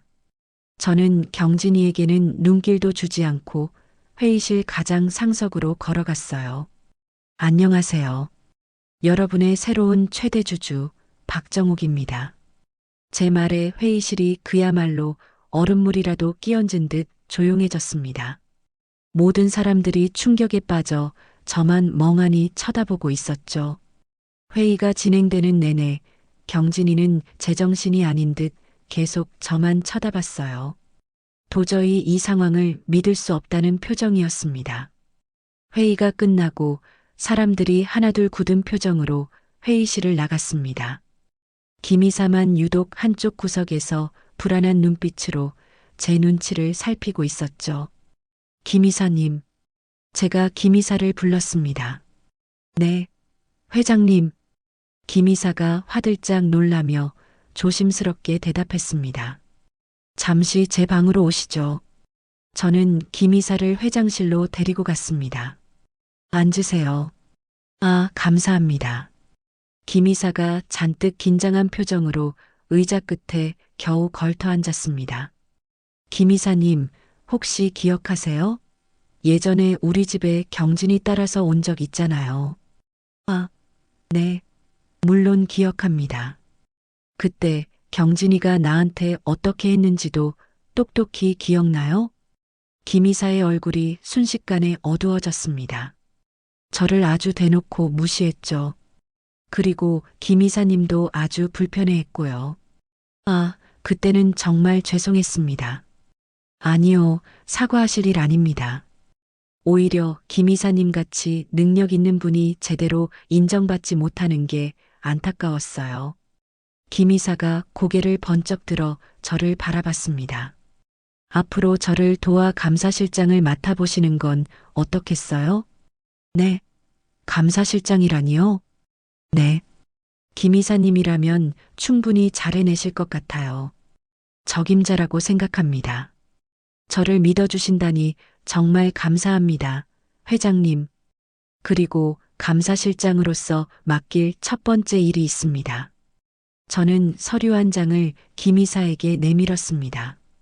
지금까지 한경진 이사가 관리하던 모든 프로젝트와 법인카드 사용 내역을 낱낱이 조사해 주세요. 특별 내부 감사를 지시하시는 겁니까? 맞아요. 아주 조용하고 은밀하게 진행해 주세요. 김 이사가 비장한 표정으로 서류를 받아들며 고개를 끄덕였습니다. 알겠습니다, 회장님. 먼지 하나까지 철저하게 조사하겠습니다. 좋아요. 믿고 있겠습니다. 저는 김 이사가 나간 후 회장실 통유리 창문으로 밖을 내다봤습니다. 아까보다 도시가 훨씬 더 선명하게 한눈에 내려다 보였습니다. 이제야 비로소 진짜 복수가 시작되는 거였습니다. 제가 호텔에서 지낸 지 일주일쯤 지난 어느 날이었습니다. 막 외출을 하려고 로비로 내려왔는데 누군가가 저를 다급하게 부르는 소리가 들렸어요. 엄마, 엄마. 뒤를 돌아보니 그곳엔 아들 동현이가 서 있었습니다. 하지만 그 모습이 제가 알던 말끔한 아들의 모습이 아니었어요. 수염은 거칠게 자라 있었고 비싼 양복은 여기저기 구겨져 있었습니다. 퀭한 눈이 시뻘게 충혈된 것을 보니 밤새 술을 마신 것만 같았죠. 너 동현이 맞니? 대체 꼴이 왜 이런 거야? 제가 너무 놀라서 물었습니다. 엄마, 제발 그만해줘. 동현이가 갑자기 제 앞에 털썩 무릎을 꿇었습니다. 사람들이 다 쳐다보는 이 호텔 로비 한복판에서 말이에요. 너 지금 뭐 하는 짓이야? 당장 일어나. 사람들이 다 보잖아. 싫어. 엄마가 이제 그만하겠다고 할 때까지 안 일어나. 동현이가 아이처럼 울먹이며 바닥에 이마를 박았습니다. 저는 창피해서 일단 동현이를 제 방으로 끌고 가다시피 데려갔습니다. 엘리베이터를 타는 그 짧은 순간에도 동현이는 어깨를 들썩이며 계속 울고 있었습니다. 대체 무슨 일이냐고. 말을 해. 스위트룸에 들어와 문을 닫자마자 제가 다그쳤습니다. 엄마, 경진이가 완전히 망가졌어. 뭐, 망가졌다고? 엄마가 회사 뺏은 날부터 매일 집에서 술만 퍼마셔. 사람 꼴이 아니야. 그리고 민준이도. 동현이가 차마 말을 잇지 못하고 머리를 감싸쥐었습니다. 민준이? 우리 민준이한테 무슨 일 있어? 괜찮을 리가 있겠어? 엄마가 애를 돌보질 않는데 학교도 제대로 못 가고 밥도 굶고. 그 말을 듣는 순간 제 가슴이 쿵 하고 내려앉았습니다. 맨날 할머니만 찾아, 할머니 보고 싶다고, 할머니 어디 갔냐고 매일 울어. 동현이가 차마 말을 잇지 못하고 눈물을 펑펑 쏟았습니다. 그래서 지금 나더러 어쩌라고 네가 여기 온 거야? 엄마, 제발 이제 그만해줘. 이대로 가다간 우리 가족 정말 다 무너지고 말 거야. 동현이가 제 다리에 매달려 애원했습니다. 저는 정말이지 심장이 복잡하게 뛰었습니다. 복수는 짜릿하게 성공했지만 그 대가로 제 가족이 산산조각 나고 있었습니다. 동현아, 당장 일어나. 엄마가 경진이 용서해 준다고 할 때까지 못 일어나. 용서라니? 제발 회사 원래대로 되돌려 놓으면 안 돼? 내가 다 잘못했어. 동현이가 그렇게 애원하니 저는 깊은 한숨이 나왔습니다. 분명 승자의 자리에 올랐는데 왜 하나도 기쁘지가 않은 걸까요? 특히 민준이 생각을 하니 가슴이 찢어지는 것 같았습니다. 하지만 저는 쉽게 대답할 수가 없었습니다. 경진이가 저에게 했던 그 모진 일들이 눈앞에 생생하게 떠올랐거든요. 동현아, 경진이가 나한테 어떻게 했는지 너 다 잊었어? 네 눈으로 똑똑히 봤잖아. 기억해. 다 기억하는데 그래도 이제 그만하면 안 돼? 엄마, 이건 그렇게 쉽게 그만둘 수 있는 일이 아니야. 저는 차갑게 말하며 창문 밖으로 고개를 돌렸습니다. 동현이는 제 단호한 모습에 한참을 더 바닥에 엎드려 울다가 결국 힘없이 돌아갔습니다. 저는 혼자 방에 남아 깊은 생각에 빠졌습니다. 그런데 다음 날 회사에서 정말 상상도 못한 큰 문제가 터지고 말았습니다. 김 이사가 제 사무실 문을 벌컥 열고 뛰어들어왔어요. 회장님, 큰일 났습니다. 김 이사, 무슨 일인데 왜 이렇게 호들갑이야? 지금 저희 회사 기밀 정보가 경쟁사로 전부 넘어갔습니다. 뭐라고? 기밀 정보? 저는 깜짝 놀라서 의자에서 벌떡 일어났습니다. 네, 지금 준비 중이던 제일 큰 대형 프로젝트 자료가 통째로 유출됐어요. 그게 어떻게 된 거야? 누가?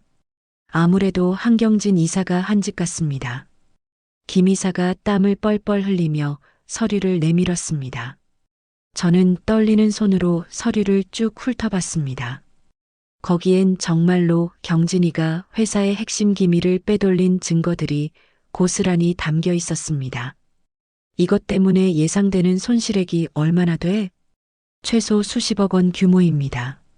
수십억? 저는 순간 현기증이 나서 비틀거렸습니다. 한경진이 이런 식으로 제 뒤통수를 칠 줄은 정말 몰랐어요. 지금 이사회에서 난리가 났습니다. 뭐라고 하던가?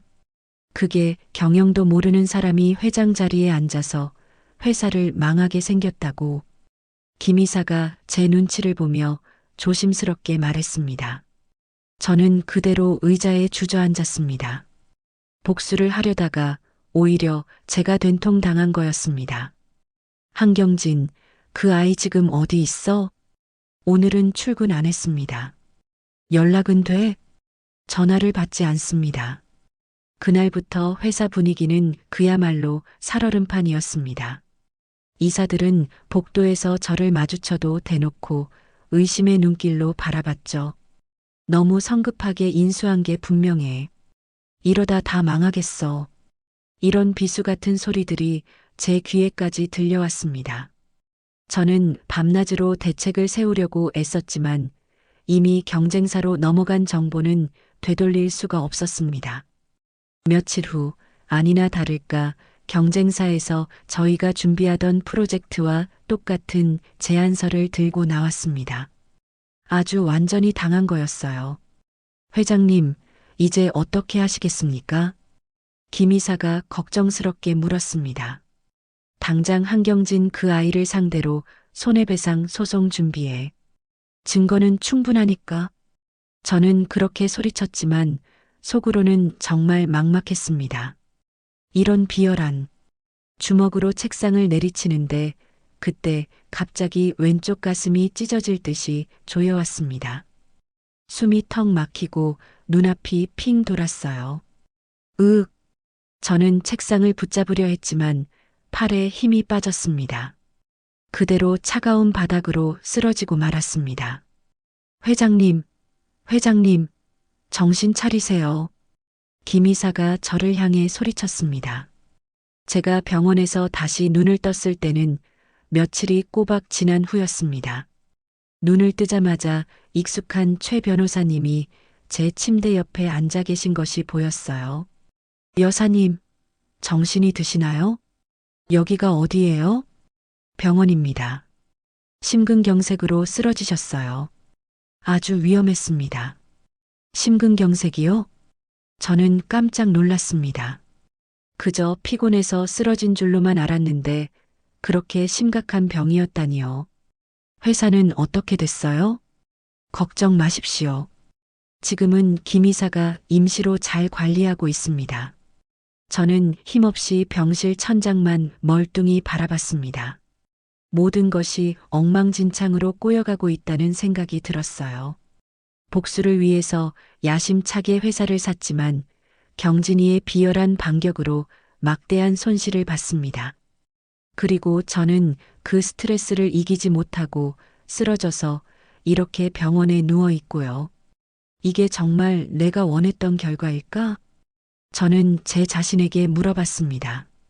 돈과 명예는 손에 쥔 것 같았는데 정작 가장 중요한 건강과 가족의 행복은 잃어가고 있었습니다. 창문 너머로 보이는 하늘이 유난히 회색빛이었습니다. 꼭 제 마음처럼 한없이 우울해 보였죠. 변호사님, 네, 여사님. 제가 너무 욕심을 부린 걸까요? 무슨 말씀이시죠? 복수만 생각하고 달리다가 정작 제게 가장 중요한 걸 놓친 것 같아요. 최 변호사님이 아무 말 없이 제 손을 따뜻하게 잡아주셨습니다. 지금은 다른 생각 마시고 건강 회복이 우선입니다. 네, 그래야겠지요. 하지만 제 마음은 조금도 편하지 않았습니다. 이 모든 복잡한 일이 다 끝나고 나면 제 손에 과연 남는 것이 무엇일까요? 저는 조용히 눈을 감고 깊게 숨을 쉬었습니다. 앞으로 이 일을 어떻게 헤쳐나가야 할지 정말 한치 앞도 보이지 않았습니다. 병원에서 의식을 회복한 지 사흘째 되는 날이었습니다. 김 이사가 평소와 달리 조심스럽게 병실 문을 두드렸습니다. 회장님, 잠시 들어가도 되겠습니까? 네, 들어와요. 김 이사가 두꺼운 서류 봉투를 들고 들어왔습니다. 그의 표정이 평소보다 훨씬 더 단단해 보였어요. 회장님, 지시하신 특별 내부 감사, 드디어 결과가 나왔습니다. 그래요? 결과가 어떻게 됐어요? 김 이사가 의자를 끌어당겨 제 침대 옆에 앉았습니다. 그리고는 서류 봉투를 열어 두툼한 문서들을 꺼냈습니다. 한경진 이사의 기밀 유출 증거 전부 찾아냈습니다. 아, 정말요? 네. 사내 메신저 기록은 물론이고 경쟁사와 비밀리에 주고받은 이메일까지 전부 확보했습니다. 김 이사가 첫 번째 서류를 제게 보여줬는데 거기에는 경진이가 경쟁사 직원과 나눈 메시지들이 빼곡하게 인쇄되어 있었습니다. 회장님, 바로 이겁니다. 프로젝트 자료를 언제, 어떤 식으로 넘겨줄지 구체적으로 협의하는 내용입니다. 제가 서류를 읽어보니 그건 정말로 명백한 증거였습니다. 경진이가 제 손으로 직접 회사의 기밀을 팔아넘긴 거였어요. 회장님, 이게 끝이 아닙니다. 김 이사가 이어서 두 번째 서류 묶음을 내밀었습니다. 뭐가 더 있어요? 한경진 이사가 지난 수년간 회사 공금을 횡령한 내역입니다. 횡령이라고요? 저는 정말이지 깜짝 놀랐습니다. 기밀 유출도 모자라서 횡령까지 저질렀다니요. 네. 법인카드를 마치 자기 개인 카드처럼 썼더군요. 명품 가방, 고급 화장품, 심지어 가족 여행비까지 전부 결제했습니다. 액수가 얼마나 돼요? 지금까지 밝혀낸 것만 총 2억 원입니다. 네, 2억 원이나? 저는 어이가 없었습니다. 경진이가 그렇게나 많은 돈을 뒤로 빼돌리고 있었다니 정말 기가 막혔죠. 여기 영수증과 카드 결제 내역 전부 증거로 남아 있습니다. 김 이사가 증거 서류들을 제 눈앞에 펼쳐 보였습니다. 정말 먼지 한 톨까지 꼼꼼하게 조사한 것 같았어요. 김 이사, 정말 고마워요. 정말 고생 많았어요. 법적 처리 준비도 모두 마쳤습니다. 법적 처리라면요? 네. 이 자료들이면 한경진 이사, 배임과 횡령 혐의로 꼼짝없이 고발 가능합니다. 김 이사가 아주 자신감 있게 말했습니다. 저는 서류들을 다시 한번 차갑게 훑어봤습니다. 이 정도면 경진이가 절대로 꼼짝 못할 완벽한 증거들이었습니다. 김 이사, 나 언제 퇴원할 수 있어요? 내일이면 퇴원 가능하다고 들었습니다. 좋아요. 그럼 퇴원하는 대로 내일 당장 긴급 임원회의를 소집하세요. 알겠습니다. 그렇게 준비하겠습니다. 저는 마침내 한경진의 숨통을 끊어놓을 무기를 손에 넣었습니다. 다음 날 오후 저는 병원에서 퇴원하자마자 곧장 회사로 향했습니다.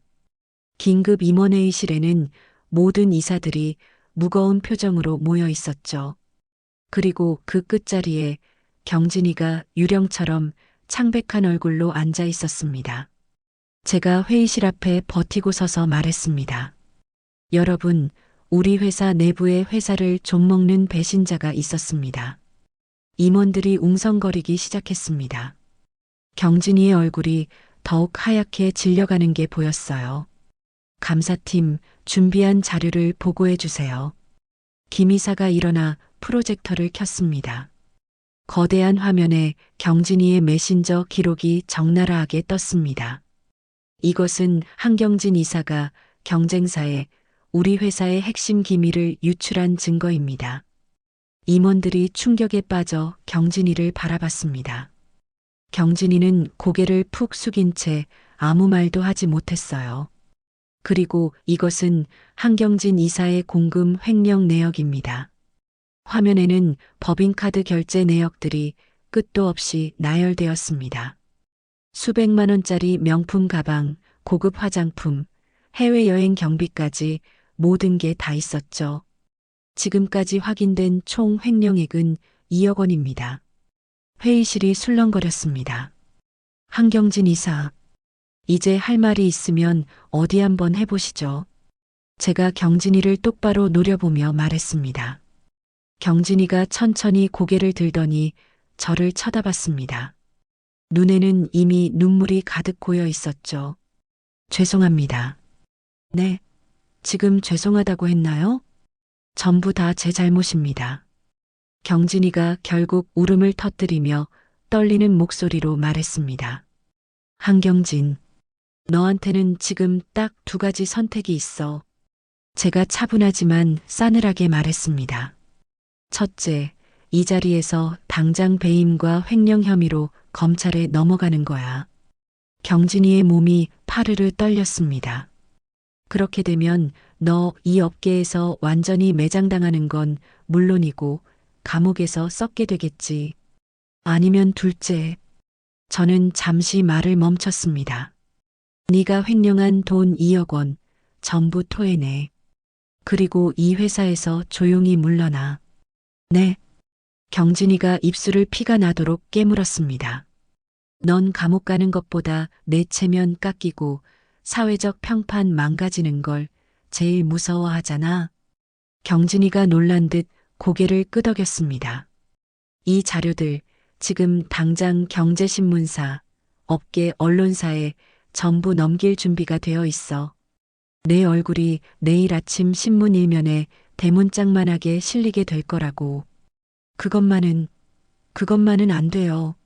어머님, 경진이가 저를 향해 절박하게 소리쳤습니다. 그럼 어쩔 거야? 선택해. 제가 다 갚겠습니다. 갚을게요. 경진이가 울부짖으며 애원했습니다. 좋아. 그럼 여기 각서 써. 제가 미리 준비한 종이를 경진이 앞으로 밀었습니다. 경진이는 결국 무너져 내리며 떨리는 손으로 각서에 서명했습니다.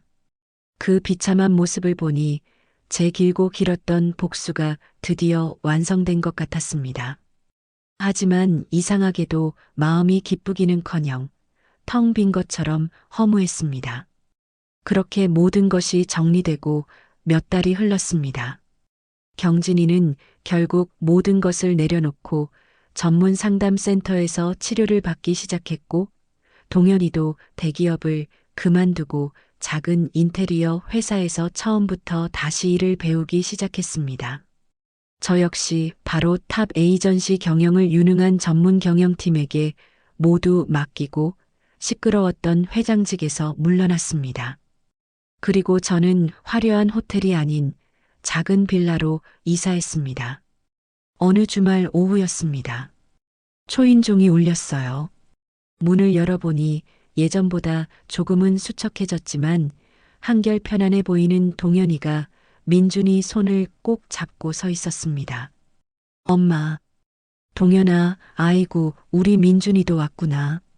민준이가 저를 보자마자 활짝 웃었습니다. 할머니, 민준이가 제 품에 와락 안겼습니다. 정말 오랜만에 보는 손주가 너무나도 반가웠어요. 얼른 들어와. 춥다. 저는 두 사람을 따뜻한 집 안으로 안내했습니다. 엄마, 집이 참 아담하고 좋네. 응. 나 혼자 살기엔 이 정도면 충분하고도 남아. 할머니, 저 배고파요. 민준이가 제 옷자락을 잡고 올려다보며 말했습니다. 어이구, 우리 강아지 배고팠어? 그럼 할머니가 얼른 밥 해줄까? 네, 좋아요. 저는 정말 오랜만에 행복한 마음으로 부엌에 서서 밥을 지었습니다. 보글보글 김치찌개도 끓이고 민준이가 제일 좋아하는 계란말이도 만들었죠. 마침 만들어 두었던 장조림도 있었습니다. 우와, 할머니 밥이다. 맛있겠다. 민준이가 식탁에 앉아 신이 나서 소리쳤습니다. 동현이는 아무 말 없이 묵묵히 밥을 먹고 있었습니다. 그런데 갑자기 젓가락을 탁 내려놓더니 고개를 숙였습니다. 엄마, 왜 그래? 밥 먹다 말고. 엄마 정말 미안해. 동현이의 목소리가 축축하게 떨리고 있었습니다. 내가 정말 잘못했어. 엄마. 동현이가 결국 밥상 앞에서 고개를 숙이고 눈물을 뚝뚝 흘리기 시작했습니다. 엄마가 그렇게 힘들어했는데 그걸 알면서도 못 본 척했어. 내가 정말 나쁜 놈이야. 저는 말없이 동현이의 어깨를 두드려줬습니다. 나 이제라도 부끄럽지 않게 성실하게 살 거야. 정말이야, 엄마. 그래, 동현아. 엄마도 알아. 그렇게 해. 민준이가 큰 눈을 끔뻑이며 우리를 번갈아 보더니 물었습니다. 아빠, 근데 왜 울어요? 응, 아빠가 할머니한테 많이 잘못해서 그래, 민준아. 그래요? 그럼 지금 사과하면 되잖아요. 민준이의 그 순진한 말에 저와 동현이는 그만 눈물을 닦고 웃어버렸습니다. 물론 이게 완벽한 용서는 아닐 겁니다. 하지만 저희는 이렇게 가족이라는 이름으로 다시 시작할 수 있을 것만 같았습니다. 저는 민준이를 제 무릎에 앉히고 따뜻한 밥을 한 숟갈 떠먹여줬습니다. 바로 이런 평범한 순간이 돈이나 명예보다 훨씬 소중한 진짜 행복이라는 것을 깨달았습니다. 제게는 복수보다 소중한 것이 바로 가족이었던 거죠. 비록 너무 늦게 깨달았지만 이제라도 알게 되어 정말 다행이었습니다. 1년이라는 시간이 흘렀습니다. 저는 평생 꿈꿔왔던 새로운 일을 시작했어요. 지금부터 정옥 부동산 연구소 개소식을 시작하겠습니다. 비록 작은 사무실이었지만 제 이름 석자가 걸린 간판을 보니 가슴이 벅차고 자랑스러웠습니다. 지난 5년간 발품 팔아모았던 그 소중한 재개발 정보들이 드디어 빛을 발할 때가 온 겁니다. 개소식에는 최 변호사님도 오셔서 축사를 해주셨어요. 박정욱 소장님의 그간의 노고와 전문성을 드디어 보여줄 수 있는 아주 좋은 기회라고 생각합니다. 아이고, 변호사님. 이렇게 파트너로 함께 해주셔서 제가 얼마나 고마운지 몰라요. 무슨 말씀을요? 제가 더 고맙죠. 법무는 제가 맡고 이 부동산 전문 지식은 우리 박 소장님이 담당하시고 아주 완벽한 동업 아닙니까? 김 이사도 환하게 웃으며 축하하러 와주었습니다. 회장님, 아니, 이젠 소장님이라고 불러야겠네요. 마케팅은 걱정 마십시오. 저희가 다 알아서 도와드릴게요. 어머, 정말 고마워요. 김 이사. 그리고 연구소의 첫 번째 고객은 저와 비슷한 연배의 70대 할머니였습니다. 개발업체 사람들이 자꾸 찾아와서 집을 헐값에 팔라고 한다는 거였어요. 그래서요, 할머니. 그 사람들이 얼마를 준다고 하던가요? 글쎄, 다짜고짜 5억을 준다지 뭐야? 저는 그 할머니 집 위치를 확인해 보고는 깜짝 놀랐습니다. 제가 지난 5년간 조사한 자료에 따르면 그 땅은 최소 15억은 받을 수 있는 노른자위 땅이었거든요. 할머니, 큰일 날 뻔했네요. 절대 그 돈 받고 파시면 안 돼요. 아니, 왜? 그것도 큰 돈인데. 할머니, 이 땅값은요, 지금 당장 팔아도 최소 15억은 받아요. 할머니가 눈이 휘둥그레졌습니다. 뭐, 15억? 네. 제가 확인한 재개발 계획을 보니까 거기가 곧 상업지구로 바뀔 예정이거든요. 저는 할머니에게 그동안 모아온 시청 자료들과 도면들을 하나하나 펼쳐서 보여드렸습니다. 아니, 이런 귀한 걸 대체 어떻게 다 알았대? 제가 5년 동안 밤낮 없이 발품 팔아서 모은 정보예요. 아이고, 그럼 나는 이제 어떻게 해야 해? 걱정 마세요. 일단 절대 계약서에 도장 찍지 마시고 나머지는 제가 다 알아서 도와드릴게요. 그리고 정확히 한 달 후 그 할머니는 정말로 15억에 집을 팔 수 있었습니다. 그 사기꾼 같던 개발업체가 아니라 제대로 된 다른 투자회사의 말이죠. 소장님, 다 이게 덕분이야. 하마터면 10억을 그냥 날릴 뻔했잖아. 할머니가 제 손을 붙잡고 눈물을 흘리며 고마워하셨습니다. 아유, 다행이에요, 할머니. 이 은혜를 내가 어떻게 다 갚아야 할지 모르겠어. 정말. 보답은 무슨요? 당연히 해드려야 할 일인걸요. 그 일이 금방 입소문이 나면서 저희 연구소에는 억울한 사정을 가진 어르신들이 매일같이 찾아오기 시작했습니다. 모두들 개발업체의 교묘한 속임수에 넘어가기 직전인 분들이었죠. 정옥 소장님, 제발 이 계약서 좀 봐주세요. 아무래도 땅값이 너무 싼 것 같은데 이게 맞는지 모르겠어. 개발업체에서 오늘까지 결정 안 하면 딴 데로 간다고 자꾸 재촉하는데 어떡하죠? 저는 정말 눈코 뜰 새 없이 하루하루 바쁘게 지냈습니다. 하지만 피곤한 줄도 모를 만큼 정말 보람찬 일이었어요. 제가 과거에 겪었던 그 억울한 일들이 결코 헛되지 않았다는 생각이 들었거든요. 그저 식모라고 무시당하며 살았던 제가 이제는 당당한 전문가가 된 거였습니다. 엄마, 요즘 얼굴 보기가 왜 이렇게 힘들어? 많이 바빠? 어느 주말에는 아들 동현이가 사무실로 불쑥 찾아왔습니다. 응, 보다시피 할 일이 태산이네. 이야, 엄마 정말 좋은 일 하고 있네. 멋지다. 그래. 힘들어도 아주 보람 있어. 나는 솔직히 엄마가 이런 엄청난 능력이 있는 줄 꿈에도 몰랐어.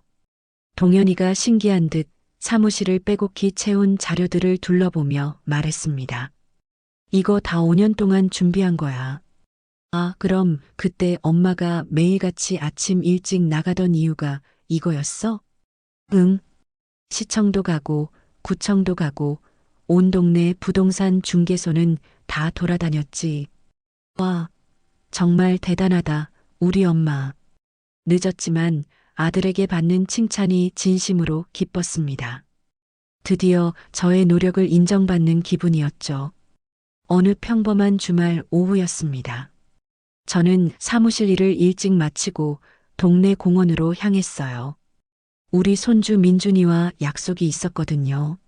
할머니, 저 멀리서 민준이가 저를 발견하고는 손을 흔들며 달려왔습니다. 아이고, 우리 강아지. 오늘은 뭐하고 놀까? 자전거 탈래요. 저 이제 엄청 잘 타요. 민준이가 씩씩하게 자전거를 끌고 왔습니다. 이제는 정말 저 없이도 혼자서 제법 잘 탔어요. 와, 우리 민준이 정말 잘 타네. 다 컸다. 헤헤, 할머니가 잘 가르쳐 줬잖아요. 저는 민준이가 자전거 타는 모습을 흐뭇하게 보며 함께 공원을 한 바퀴 돌았습니다. 저 멀찍이 벤치에서는 동현이가 저희를 바라보며 미소 짓고 있었죠. 요즘 동현이는 작은 인테리어 회사에서 밑바닥부터 다시 배우며 일하고 있습니다. 몸은 힘들지만 마음은 편하고 보람을 느낀다고 하더군요. 아빠, 나 잘 타죠? 보세요. 민준이가 아빠를 향해 자랑스럽게 소리쳤습니다. 우리 아들 최고. 정말 잘 탄다. 동현이가 민준이에게 엄지를 척 들어 보였습니다. 바로 그때 공원 입구에서 누군가가 저희 쪽으로 천천히 걸어오는 게 보였습니다. 경진이었어요. 경진이는 예전처럼 온몸을 화려하게 치장하지 않았지만 얼굴은 그 어느 때보다 훨씬 편안해 보였습니다. 꾸준히 상담 치료를 받으면서 많이 안정된 것 같았죠. 어머님 오셨어요. 경진이가 제게 다가와 조심스럽게 고개 숙여 인사했습니다. 그래 왔어. 민준이랑 잘 놀아주고 계셨네요. 응. 이제 혼자서도 아주 잘 타네. 자전거 타는 거 구경하고 있었어. 다 어머님 덕분이에요. 민준이가 할머니가 가르쳐줘서 자전거 배웠다고 얼마나 자랑하는지 몰라요. 경진이가 예전과 달리 작은 목소리로 차분하게 말했습니다. 저는 대답 대신 싱싱 자전거를 타며 즐거워하는 민준이를 바라봤습니다. 저렇게 해맑게 웃는 아이의 모습이 참 예뻤습니다. 저 어머님, 경진이가 다시 저를 불렀습니다. 왜? 오늘 저희랑 저녁 같이 드실래요? 경진이가 정말 조심스럽게 물었습니다. 저는 잠시 생각에 잠겼습니다. 솔직히 아직 경진이를 마음으로 완전히 용서한 건 아니었죠. 하지만 이 또한 시간이 필요한 일이라는 걸 알고 있었습니다. 아니, 다음에 먹자. 다행히 경진이는 더 이상 저를 조르거나 강요하지 않았습니다. 정말 예전과는 많이 달라진 모습이었죠. 어느덧 해가 붉게 지고 있었습니다. 이제 집으로 돌아갈 시간이었죠. 벤치에 앉아있던 동현이도 자리에서 일어났습니다. 엄마, 엄마 요즘 정말 달라 보여. 뭐가? 내가? 응, 뭐라고 해야 하지? 자신감이 막 넘쳐 보여. 예전보다 훨씬 당당하고 멋있어. 저는 아들의 말에 그저 환하게 웃었습니다. 정말 그런 것 같았어요. 더 이상 저는 누군가의 눈치를 보는 식모가 아니었습니다. 그저 사랑하는 가족의 일원이자 저의 전문적인 일을 하는 당당한 박정욱이었으니까요. 할머니, 내일도 만날 거죠? 내일도 자전거 탈 거죠? 민준이가 제 손을 꼭 잡으며 물었습니다. 그럼, 당연히 내일도 봐야지. 와, 약속한 거예요. 저는 민준이와 웃으며 새끼손가락을 걸었습니다. 공원을 나서며 문득 뒤를 돌아봤습니다. 참으로 길고 험난했던 여정이었지만 저는 결국 제자리를 찾은 것 같습니다. 어쩌면 진짜 제 인생은 바로 지금부터가 시작인 것 같았죠. 비록 늦은 나이에 시작한 새로운 인생이었지만 저는 전혀 늦었다고 생각하지 않습니다. 붉게 타는 노을이 지는 하늘을 바라보며 집으로 향했습니다. 그리고 생각했습니다. 내일도 저를 찾아올 그 억울한 어르신들을 어떻게 도와드려야 할지 말입니다. 제 기구한 사연을 끝까지 들어봐 주셔서 정말 고맙습니다. 인생을 살면서 뒤늦게 깨달은 게 있어요. 나이가 들었다고 힘이 없다고 해서 함부로 당해서는 안 된다는 거예요. 저는 식모라는 말에 굴복하지 않고 5년 동안 차근차근 준비했습니다. 그 결과 진짜 전문가가 되어서 저와 같은 처지의 어르신들을 도울 수 있게 되었어요. 복수는 증오로 시작했지만 결국 더 큰 의미를 찾게 되었습니다. 가족과의 관계도 완전하지는 않지만 조금씩 회복되고 있어요. 늦었다고 생각할 때가 가장 빠른 때라고 하잖아요. 몇 살이든 새로운 시작은 가능합니다. 여러분도 누군가에게 무시당하거나 억울한 일을 당하신다면 포기하지 마세요. 차근차근 준비하고 당당하게 맞서시기 바랍니다. 이야기를 끝까지 들어주신 분이 계시다면 잘 들었다고 댓글 하나만 남겨주세요.